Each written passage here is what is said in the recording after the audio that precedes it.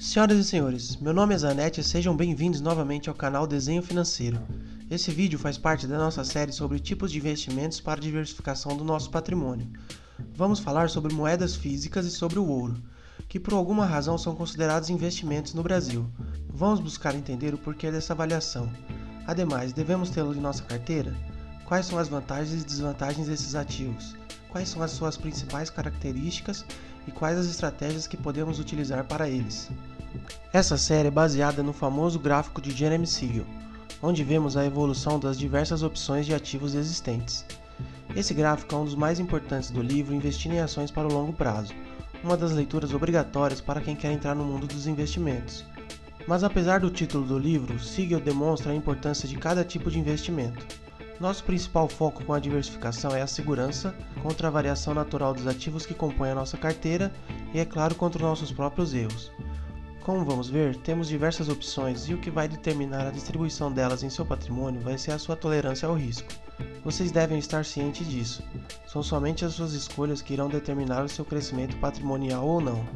E não se enganem, deixar a gestão de seus ativos com um especialista também é uma escolha.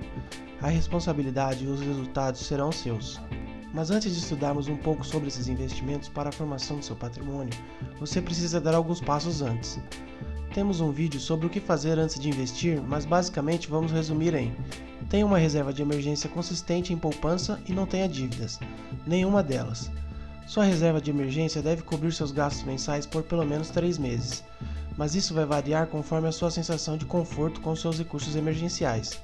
Aqui o importante é a liquidez e não a rentabilidade. Portanto, a poupança é a melhor opção. Seus recursos devem estar disponíveis no momento da sua necessidade. Com relação às dívidas, é simples. Não existe quaisquer rendimentos provenientes de investimentos que superem os juros das dívidas. Qualquer uma delas. Sendo assim, nem tente investir com dívidas. É brigar com as leis matemáticas. Tão simples quanto isso. Ah, senhoras e senhores, o YouTube nos avisa que 80% dos que passam por aqui não são inscritos ainda. Caso gostem do nosso trabalho, se inscreva no canal e já deem um like no vídeo. Nos ajude a expandir essa pequena área de troca de informações e estudos. Agradeço a todos vocês desde já. Vamos então entender como podemos utilizar moedas físicas e o ouro em nossa carteira. Primeiro, devemos compreender que moedas e ouro não são propriamente um investimento. Isso pelo simples motivo que eles não se valorizam no longo prazo. Pior, as moedas perdem muito para a inflação. Isso nós podemos verificar direto na figura do clássico livro de Jeremy Siegel. Com relação às moedas, lembramos que a moeda utilizada no gráfico é o dólar, uma moeda forte e a mais utilizada no planeta, tida como referência monetária em diversos países do mundo. Mesmo assim, como vemos, a partir do fim da Segunda Guerra Mundial e consequentemente com o fim do padrão ouro, uma nota de dólar de 1945 perdeu 95% do valor no início dos anos 2000. Outras opções de moedas fortes são o euro, que tem sua origem mais recente, a libra esterlina e o franco suíço. Portanto, quando falamos em moeda, nem consideramos o real brasileiro, não só pela fragilidade econômica brasileira, mas também devido ao histórico de constantes mudanças na base monetária. Já com relação ao ouro, o gráfico demonstra a evolução desse ativo na forma bruta, ou seja, peças do metal e não em forma de joias, por exemplo. Ao contrário do dólar, podemos observar uma pequena valorização apenas a partir dos anos 70. Nada muito expressivo, inclusive com uma relativa variação a partir desse momento. Consideramos, portanto, moedas e ouro como reservas de valor. Isso significa que são ativos úteis, com valor e poder de troca em caso de problemas econômicos graves, o que é muito comum no Brasil e demais países do continente sul-americano, além da África e da Ásia. Mas não só.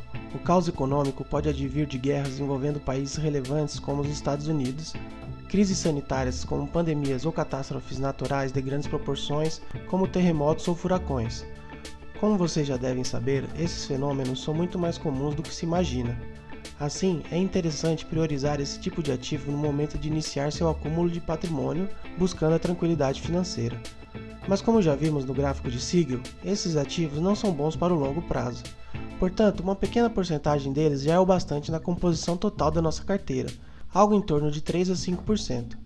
Um grande problema com esse ativo é a segurança. Obviamente, ter dólar e ouro em casa não é muito recomendado, o que é mais um motivo para você evitar ter grandes somas desses ativos em sua carteira. Investir no exterior oferece essa segurança para o caso das moedas, oferecendo a oportunidade de possuir ativos diversificados em dólar ou em euro, por exemplo.